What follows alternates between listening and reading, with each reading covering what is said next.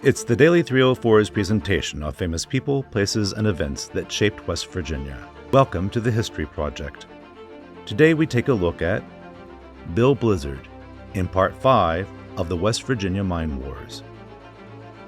Bill Blizzard came from a family for whom activism was a way of life, after they were one of many who were evicted from their homes during the 1912 strike at Cabin Creek and forced to move into a tent camp. After Baldwin-Felts detectives attacked the families by shooting up their camps, his mother, Sarah, responded to this terrorism by tearing up railroad tracks to prevent the hired guns from further destruction, earning her the wrathful nickname Ma Blizzard. Bill Blizzard himself became a miner at only 10 and worked alongside his father.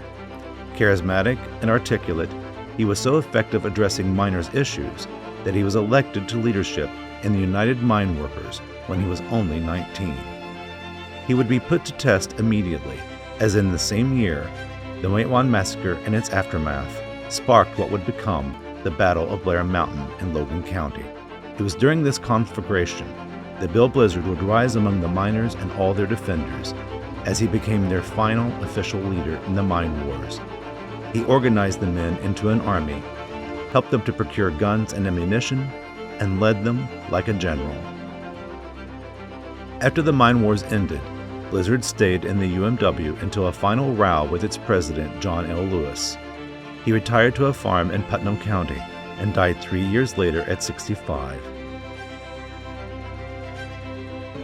In his lifetime, Bill Blizzard did not list with the storm. Instead, he lived up to his family name and became the storm.